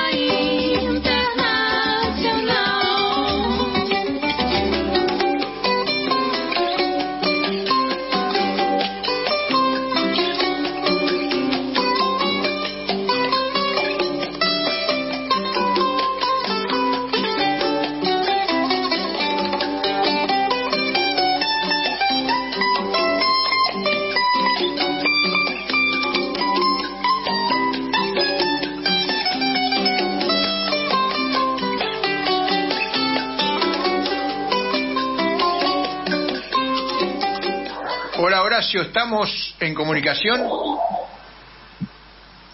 Hola Horacio. No, parece que no se está pudiendo comunicar por un mecanismo alternativo acá que hemos improvisado. Está ahí. Bueno, es una lástima porque habíamos dedicado 20 minutos a hablar con Horacio para que poder profundizar en las medidas que está tomando el ministro de Economía, Sergio Massa, que evidentemente adelantamos la opinión nuestra. Hola. A ver, Horacio Robelli. Bueno, ahí lo escuchamos, pero se cortó nuevamente, no se sostiene la comunicación. Decía que una opinión nuestra es que estas medidas son evidentemente de corte electoral para las elecciones del 23 de octubre. No son medidas de fondo, pero bueno, queríamos escuchar la explicación de nuestro Hola. Sí, Horacio. Hola. Sí, Horacio, ¿me escuchás? Sí, pero lejísimo, te escucho muy lejos. Bueno, estamos saliendo al aire porque estamos tratando de comunicarnos. Hablemos fuerte. ¿Vos me escuchás bien ahora? Ahora te escucho mejor. Bueno, le pedimos disculpas a la audiencia que yo voy a hablar fuerte para que vos nos puedas escuchar. Bueno, le anunciamos de que íbamos a hablar con vos, Horacio, a la audiencia de las medidas que está tomando Massa en estos días. Sin más preámbulo, contanos qué medidas está tomando, qué significan, si tiene un alcance profundo, estratégico o son de mera coyuntura. Bueno, en primer lugar, las medidas tarden, porque la está tomando recién ahora para fin de gobierno, pero la devolución del IVA no es una mala medida, que le pueda devolver a 9 millones de trabajadores, 2.300.000 de monotributistas, 440.000 trabajadores de Casa Familia y 440.000 trabajadores de Casa Familia y 2.400.000 aguaches, no es menor, y que le puede devolver a 7 millones de jubilados hasta 18.800 pesos por mes por el IVA, tampoco menor. Ahora, todas estas medidas tienen un costo fiscal. Recordemos que el IVA, un 11% va al sistema previsional y el 89% se coparticipa, o sea que las provincias se ven mermadas en su recaudación. Y pasa lo mismo con el tema del aumento del mínimo no imponible de impuesto a ganancia para llevarlo a un salario bruto de 1.770.000 pesos, 15 veces el salario mínimo vital y móvil, o sea que se ajusta a medida que se ajusta el salario mínimo vital y móvil. Ahí agarran unas 800.000 personas que en bruto cobran más de 1.770.000. Los que cobran más de 1.770.000 serían unas 90.000 personas. Y 800.000 personas que estarían no pagando el impuesto al elevarse ese mínimo no imponible. Eso también significa un monto no menor, según los cálculos que hace el mismo Ministerio de Economía cuando envió el proyecto para que sea ley para el año que viene. Porque ahora no te alejes del micrófono. Para que sea ley el año que viene. Entonces ese proyecto hace que pongan la suma que son 500.000 millones de pesos. O sea, en total, tanto la devolución del IVA como el aumento del mínimo no imponible significa un punto del PBI. Un punto del PBI que lo tenés que financiar con deuda, porque el gobierno no es porque no cumple con el Fondo Monetario Internacional, eso será lo de menos, sino porque lo tenés que financiar. El Estado tiene que colocar título de deuda en el mercado interno para financiar ese 1% del PBI que supera ampliamente el billón de pesos. Entonces, cuando vos te encontrás con estas medidas, que son medidas sociales importantes, pero tiene un costo fiscal que lo va a pagar el Estado, o sea que lo pagamos todos, no es que gratis decir por qué lo toma. La explicación sería que el año que viene, lo envía el proyecto, ahí es que se ha leído otra cosa, que el año que viene, el impuesto a la ganancia, como el calendario va desde el 1 de enero hasta el 31 de diciembre, el año que viene va a ser un impuesto que aplican los países de la OCDE, los países desarrollados, por la cual las empresas transnacionales pagan siempre no menos del 15% como concepto de impuesto a la ganancia, no menos del 15% de sus ventas. 15% de sus ventas. Yo les quiero recordar a los oyentes que haciendo el mismo cálculo que lo hizo el Ministerio de Economía, en la Argentina las empresas transnacionales pagaron solamente el 2,4% de la venta. A ver, repitamos eso. Repitamos, Horacio. 2,44 para ser más exacto, dice el Ministerio de Economía, cuando deberían pagar el 15%. Eso sería, según el mismo Ministerio de Economía, 0,6 puntos de PBI de mayor ingreso. Con eso sí estarías cubriendo este 1%, una parte de ese 1%. La otra parte se supone que al devolver el IVA... Pero, Horacio, ¿me escuchás, Horacio? Al aumentar el IVA disponible va el consumo. Entonces se recauda por el lado del mismo impuesto al valor agregado, por el impuesto a los ingresos brutos. Se recauda por otra manera. Ahí tendría financiamiento. Pero este año está desfinanciado y se lo financia con una colocación de tuit. Finalmente, lo que queremos decir claramente es que estas son medidas, son parches. No son medidas que terminen de solucionar el grave problema argentino. El grave problema argentino que tenemos nosotros es que la renta extraordinaria que tienen, por ejemplo, las propiedades agrícolas, la tierra, la explotación rural, la subterránea, el petróleo, gas, minerales de todo tipo, es poquísimo lo que pagan impuestos. Nosotros, en vez de tomar... no sé si me estás escuchando, Horacio. Digo que no. Tendrían que hacer una reforma tributaria de verdad, y esa reforma tributaria de verdad tiene que estar cobrando impuestos a la renta de la tierra, sobre todo a la renta agropecuaria, la renta rural y la renta minera y gasífera y petrolera. Horacio. Horacio, ¿me escucho? ¿me escuchás? No, yo quería que recalquemos esto de cuánto pagan las empresas transnacionales de impuestos en los países de origen y en otros países y cuánto pagan acá, porque uno de los caballitos de batalla de los candidatos es que acá se pagan muchos impuestos y en los países desarrollados no pagan impuestos. Bueno, nosotros sabemos que eso no es así. Yo cuando viajé a Estados Unidos en el año 2002, la primer palabra después de good morning, la siguiente palabra que aprendí fue taxes, que son impuestos. La primera palabra que uno aprende cuando llega a Estados Unidos. Te decía que recordemos a la audiencia cuánto se paga de impuestos, cuánto pagan estas empresas en Estados Unidos y cuánto pagan acá. Bueno, mira, muy bien. El dato que tenemos nosotros, que lo hace en el monitoreo fiscal del Fondo Monetario Internacional, dice que en Francia la presión impositiva es del 52,7% del PBI. 52 en Francia. Al revés que acá, los impuestos son un tercio ganancia, un tercio patrimonio, propiedad y un tercio consumo. En la Argentina, el 75%, es la tres cuartas partes del impuesto de consumo. Es el IVA y es el impuesto a los ingresos. El consumo que no pagan las empresas. En Estados Unidos y en Francia es un tercio. Un tercio al consumo, un tercio a la propiedad, en este caso la propiedad rural y las propiedades inmuebles, y un tercio a la ganancia, a la actividad. También te quiero decir que esa presión impositiva de Francia no es menor en Italia, que es un 50%. Toda la zona del euro, la presión impositiva es un 47,1% del PBI. ¿Cuánto es en Argentina actual? 32,3%. O sea, no solamente somos mucho menos, Francia 52,7% sobre el PBI de presión tributaria, y acá en cambio solamente 32,3%. Lo dice el Fondo Monetario Internacional. Monitoreo del Fondo Monetario Internacional ahora en septiembre, con los datos recaudados hasta el 31 de agosto.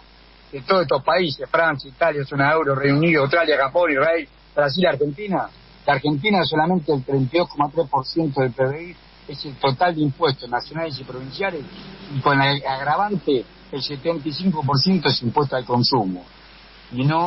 Y es mínimo, no se va a hacer el 4%, no se va a hacer el 4% de impuesto a la propiedad. Y sí es un 21% restante el impuesto a la actividad, sobre todo ganancia. Muy bien. ¿Alguna otra medida que ha tomado Massa que tengas en consideración? Mirá, dijo también que iba a coparticipar el impuesto a los cheques. El impuesto a los cheques, el 100% de la recaudación del impuesto a los cheques va al ANSES. O sea, él devuelve el IVA, que el 11% del IVA va al ANSES. Y ahora quiere coparticipar el 100%, está financiando el sistema previsional. Y no es que los jubilados ganen maravillas.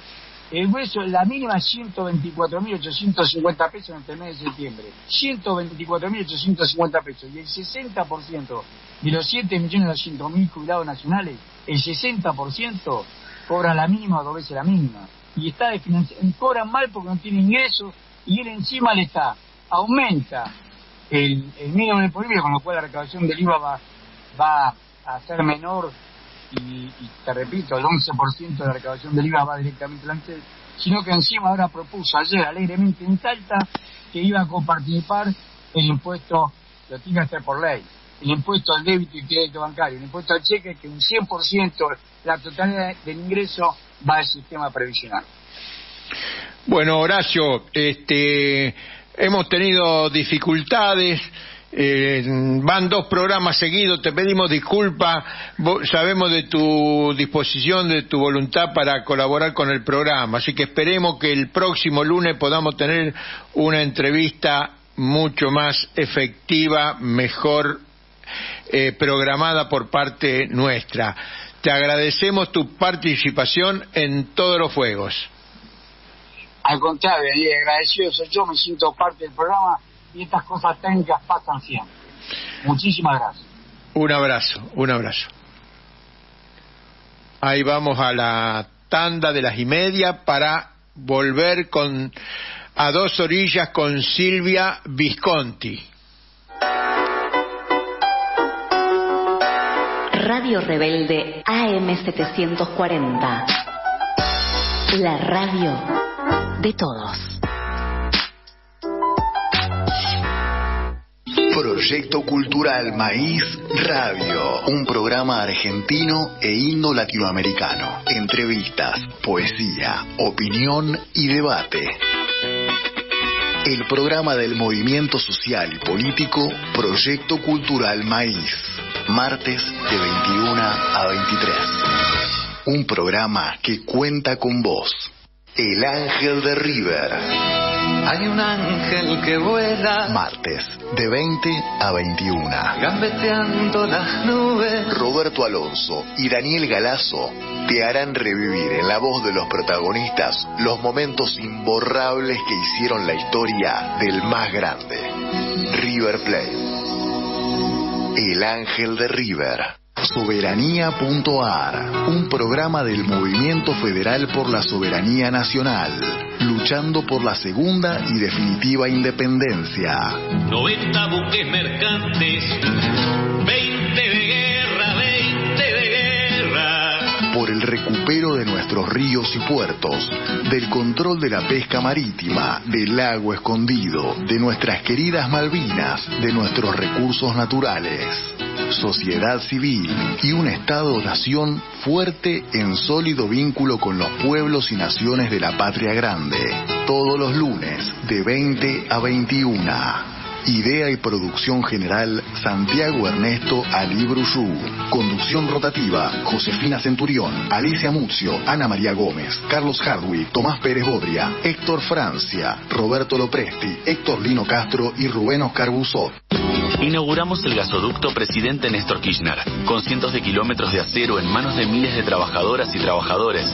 Se construyó en tiempo récord la obra de transporte de gas más grande de los últimos 40 años. Energía que nos permitirá ahorrar divisas, expandir nuestro desarrollo, nuestro federalismo, nuestra soberanía y nuestro orgullo nacional. Gasoducto Presidente Néstor Kirchner. Mueve energía, mueve al país. Ministerio de Economía. Argentina Presidencia. Argentina es un país muy grande, grande por su territorio, pero también por sus héroes. Argentina tiene todavía mucho más para crecer y desarrollarse. Crecer con más rutas, hospitales, universidades, puentes, acueductos, túneles, centros de desarrollo infantil. Todas estas obras son la llave para un país que nos abrace a todos. Una Argentina grande es con obra pública. Primero la gente, Ministerio de Obras Públicas, Argentina Presidencia.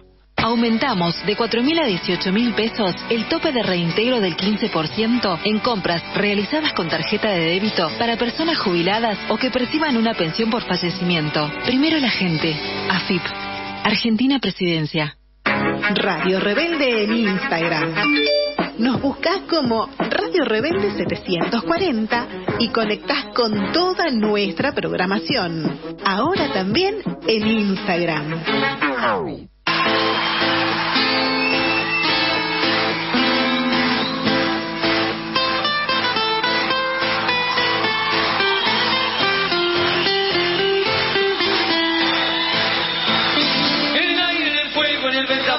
En la lluvia que cae sobre la ciudad, en el gesto cansado de desaliento del puño. Bueno, entramos en la última media hora del programa Todos los Fuegos con el espacio a dos orillas con Silvia Visconti, que ahí la estamos viendo en la pantalla. Buenas tardes, Silvia, ¿cómo estás? Buenas tardes, Daniel, buenas tardes para toda la audiencia. Aquí muy bien.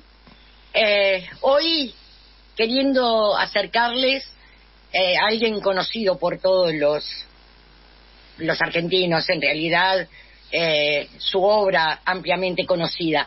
Me refiero a Mario Benedetti, el escritor uruguayo. Pero en este caso, Daniel, cuando comencé a repasar algunos datos de la larga vida de Benedetti, Mario, recordemos, murió en mayo del 2009 a los 88 años de edad, y cuando me puse a repasar también su extensa producción literaria, porque él escribió de todo: poesía, novela, cuentos, notas periodísticas, crítica, ensayo, obras de teatro, y hasta incluso incursionó en el humor, no pude sustraerme de los recuerdos personales. Ah, qué bien.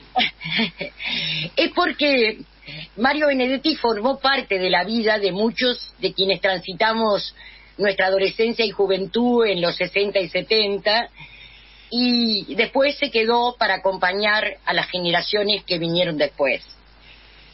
Y si bien Mario empezó a escribir y publicar en los años 50, su primera novela, ¿Quién de nosotros?, es del 53, es a partir de 1959, cuando publica Montevideanos y sus poemas de la oficina, cuando su obra adquiere notoriedad. Una notoriedad que aumentaría con la publicación de su segunda novela, La Tregua, que es de 1960. Una novela que tuvo más de un centenar de ediciones, que fue traducida a 19 ¿Algo idiomas. que ver con la película que posteriormente van a hacer acá en la Argentina, La Tregua? Exactamente. También fue llevada al teatro, a la radio, a la televisión y al cine por Sergio Renán. Claro. En esa película en la que actuaba una jovencísima Ana María Picchio y Héctor Altello. Bueno, te decía, Daniel, que no puedo separar a Mario Benedetti de mi propio tránsito por la vida, y creo que eso le pasa a muchos de los que fueron sus lectores. Entre los recuerdos que Benedetti me convoca está un libro, el primero que me compré con el dinero de una beca de asignaciones familiares, allá a fines de los 60, ese libro es Cuaderno Cubano, que todavía lo conservo en aquella primera edición de la editorial Arca de Uruguay, y que me acompañó en Uruguay, en mi exilio en Argentina, y que regresó conmigo a Montevideo en 1984. Este libro fue el inaugural para mí de una extensa colección de los escritos de Mario que tengo en mi biblioteca. La década del 60 fue para muchos de nosotros, y también para Mario, integrante de la llamada generación del 45, una etapa en la que despertó, o mejor dicho, desarrolló su compromiso político. Mario recordaba en una entrevista que en esos años vivió 5 meses en Estados Unidos, y esa experiencia lo impactó fuerte y negativamente, porque visualizó allí el racismo, la desigualdad, el consumismo extremo de la sociedad estadounidense. Y desde entonces adscribió abiertamente al grupo de intelectuales que apoyaron la Revolución Cubana. Mario dice que la Revolución Cubana fue un sacudón que cambió todos los esquemas, que transformó en verosímil lo que hasta entonces había sido fantástico, e hizo que los intelectuales buscaran y encontraran dentro de su propia área vital motivaciones, temas y hasta razones para la militancia. Y a raíz de todo esto escribió su primer libro estrictamente comprometido, explícitamente comprometido, que se llamó El país de la cola de paja. Desde entonces Benedetti... Bien uruguayo el nombre. Sí, y habla de la realidad de ese Uruguay que salía de la siesta, que no se quería comparar todavía con el resto de América. Y bueno, desde entonces Mario aumentó su participación política y vivirá unos tiempos de intensa actividad intelectual, literaria, militante. Trabajó entonces como crítico, fue codirector de la página literaria del diario La Mañana, colaboró como humorista en la revista Pelo Duro, escribió en la Tribuna Popular, viajó a México para participar en el Congreso Latinoamericano de Escritores, fue miembro del Consejo de Dirección de Casa de las Américas, fundó y dirigió en La Habana el Centro de Investigaciones Literarias y escribió una cantidad de libros en ese momento, entre los cuales uno podría destacar Gracias por el Fuego, El cumpleaños de Juan Ángel, Las letras de emergencia, entre otras muchas. Y en lo político participa del movimiento independiente 26 de marzo, un grupo que de alguna manera era el brazo político del Movimiento de Liberación Nacional y que integra el Frente Amplio que se funda ahí en 1971. Es por esos años que los poemas de Benedetti comienzan a popularizarse fuertemente a través de la música. Quizás porque, bueno, las canciones están más al alcance de todos, ¿verdad? Las escuchan muchas personas, las recuerdan y las hacen suyas los pueblos también. El cantautor uruguayo Numa Moraes musicalizó en esos tiempos El cielo del 69, un poema de Benedetti que integra el libro Letras de emergencia y que fue cantada por los olimareños. Un cielo del 69 con el abajo moviéndose en ambas márgenes del Río de la Plata. Y bueno, los invito a escuchar Cielo del 69 en la voz de los olimareños. Cielito, cielo que sí, cielo del 69, con el arriba nervioso y el abajo que se mueve. Que vengan o que no vengan, al pueblo nadie lo aficia, que acabe la caridad y que empiece la justicia. Que la luna llena brille, que la luna llena brille. Que acabe la cuenta llena. Que acabe la cuenta llena. Que empiece el cuarto menguante. Que empiece el cuarto menguante. Que mengue por las buenas. Que mengue por las buenas o por las malas y no. O por las malas y no. O por las peores también. O por las peores también. El mango vayan soltando. El mango vayan soltando. Ya no existe la sartén. Ya no existe la sartén. Cielito, cielo que sí. Cielo del 69. Con el arriba nervioso y el abajo que se mueve. Que vengan o que no vengan, igual sabrán la noticia. Se acabó la caridad y va a empezar la justicia. Cielito, cielo que no. Cielito, ¿qué le parece? Borrar y empezar de nuevo. Y empezar pese a quien pese. Mejor se ponen sombrero. Mejor se ponen sombrero. Que el aire viene de gloria. Que el aire viene de gloria. Si no los despeina el viento. Si no los despeina el viento. Los va a despeinar la historia. Va a despeinar la historia. Cielito, cielo que sí. Cielo del 69. Con el arriba nervioso y el abajo que se mueve. Cielito, cielo que sí. Cielo lindo, linda nube. Con el arriba que baja y el abajo que se sube. Bueno, este poema transformado en canción acompañó actos y movilizaciones en los comienzos de los 70 y aún hoy, a la distancia, logra revolver las emociones, la memoria y el sentido de pertenencia en muchos uruguayos y argentinos también. Sí, bueno, sí, tras el sin golpe, duda. Sin duda, ¿verdad? Sí, sí. ¿Qué año el 69, además, para los argentinos, con el Cordobazo?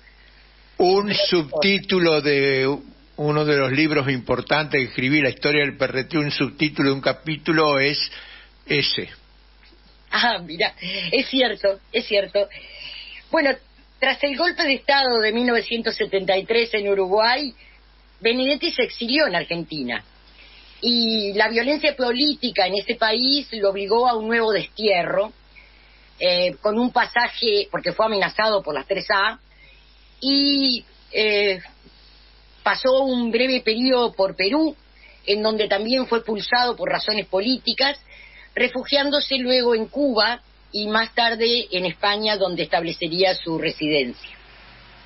Tengo todavía marcada la imagen de Mario acompañándonos en una de las tantas pegatinas de los años 70, cuando con esa imagen de sencillez y con una presencia que parecía no tener nada que ver con aquellos jóvenes de vaqueros manchados de engrudo,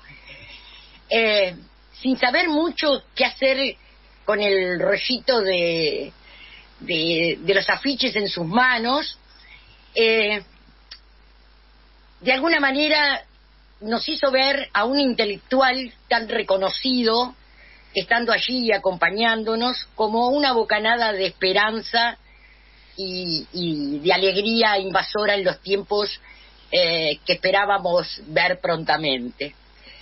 Por eso, más allá de la imagen a veces simplista con la que algunos críticos construyen a este escritor uruguayo, Mario es parte para muchos de esa historia de los 70, donde sus poemas, transformados en canciones, sus versos, que se hicieron pósters o frases en tarjetas y señaladores, se convirtieron en parte de un lenguaje de iniciación para muchas generaciones, porque Benedetti es sin duda un escritor que introdujo a la lectura a varias generaciones de jóvenes e hizo lectores a una parte de la sociedad que no consumían literatura y mucho menos poesía. Pienso en esto y me vienen otros recuerdos de aquellos años cuando con mi compañero, viviendo en la Argentina en nuestro exilio, decidimos crear pósters, pero pósters que solo fueran de textos literarios. En Buenos Aires, hasta ese entonces, los pósters incluían fotografías y alguna frase de ocasión, pero no tenían textos. El primer ensayo de aquel emprendimiento que hicimos fue Corazón Coraza, de Mario Benedetti, en un papel verde con letras amarillas.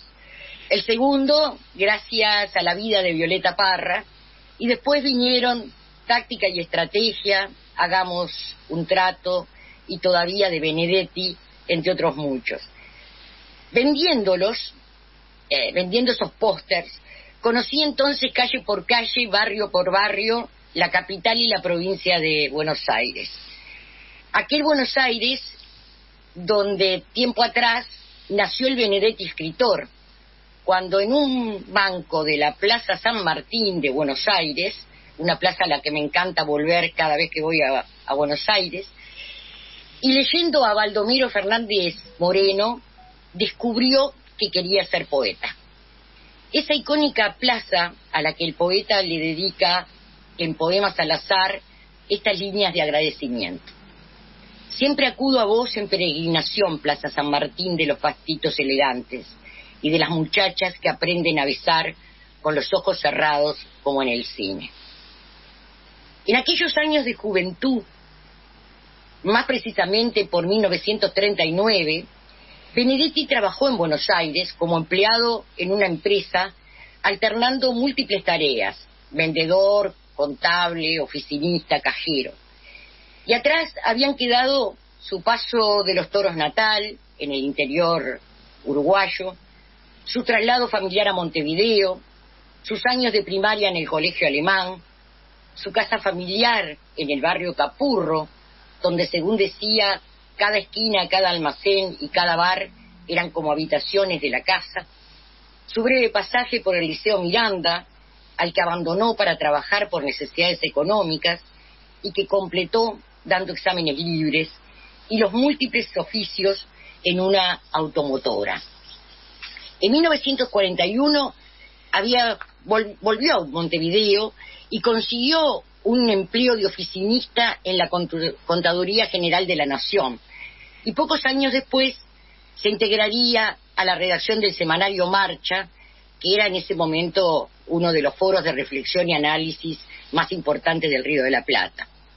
Y Mario llegó a ser director de la sección literaria de Marcha.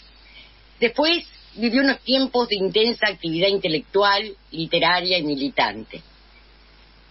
Cuando le tocó el exilio en los suburbios de La Habana, Benedetti charlaba con Eduardo Galeano, que cuenta en su libro de los abrazos que en esos suburbios de La Habana llaman al amigo mi tierra o mi sangre, y en Caracas el amigo es mi pana o mi llave. Pana por panadería, la fuente del buen pan para las hambres del alma, y llave por llave, le dijo Mario Benedetti, y le contó que cuando vivía en Buenos Aires, en los tiempos del terror, él llevaba 5 llaves ajenas en su llavero, 5 llaves de 5 casas, de 5 amigos, las llaves que le salvaron la vida. Benedetti regresó de su exilio a Uruguay en la década del 80 y murió en el 2009. Dejó en su testamento como legado la Fundación Mario Benedetti, con el objetivo de apoyar la literatura y, sobre todo, la lucha por los derechos humanos en Uruguay, en especial el esclarecimiento del paradero de los detenidos desaparecidos. Dejó más de 80 libros, múltiples letras de canciones y artículos periodísticos, recibió premios y reconocimientos. Todo esto es seguramente mucho más de lo que podía imaginar Mario cuando soñaba en la Plaza San Martín con escribir poemas. Y seguramente nunca imaginó que el subcomandante Marcos hubiera tomado su alias de aquel personaje de su libro El cumpleaños de Juan Ángel. Ni recordara aquel subcomandante que en los primeros días de trabajo en las comunidades indígenas, cuando alfabetizaban con los poemas de Juan Gelman y era texto de gramática a las venas abiertas de América Latina, Mario Benedetti cumplió un papel clave para la tropa, porque sus versos de amor eran transcriptos para enamorar a la compañera. Quizás una de esas poesías transcriptas en La Selva Lacandona haya sido esta que les propongo escuchar en la voz de Nacha Guevara. Te quiero.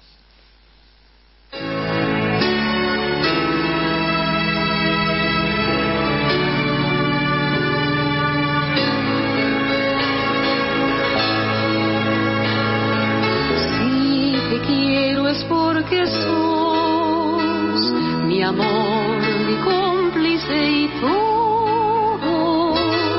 Y en la calle codo a codo somos mucho más que dos. Somos mucho más que dos. Tus manos son mi caricia, mis acordes cotidianos. Te quiero porque tus manos trabajan por la justicia. Si te quiero es porque sos mi amor, mi cómplice y todo. Y en la calle codo a codo somos mucho más que dos. Somos mucho más que dos. Tus ojos son mi conjuro contra la mala jornada. Te quiero por tu mirada que mira y siembra futuro. Tu boca que es tuya y mía. Tu boca no se equivoca. Te quiero porque tu boca sabe gritar rebeldía. Si te quiero es porque sos mi amor, mi cómplice y todo. Y en la calle codo a codo somos mucho más que dos. Somos mucho más que dos.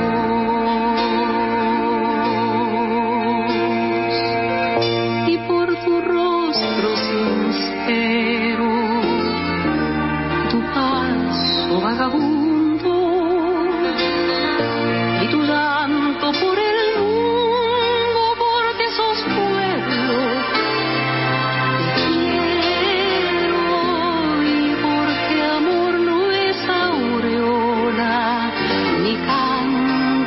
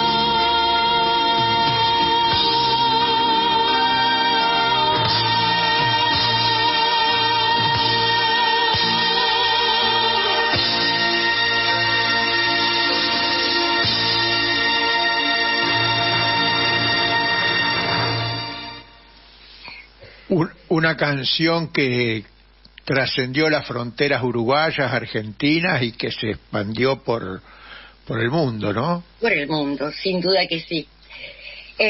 Bueno, yo quería en última instancia dejarles un último recuerdo. En el sepelio de Benedetti, y siguiendo las instrucciones de uno de sus últimos poemas, él había pedido que no le tiraran flores, sino bolígrafos. Y los asistentes dejaron caer sobre su ataúd viromes que se convirtieron en símbolo de la palabra escrita, una forma de darle gracias por el fuego. Y ese gracias es el que quiero darles hoy a todas y todos los escuchas de Todos los Fuegos, por permitirme de alguna manera acercarles a este Mario Benedetti desde el baúl de los recuerdos.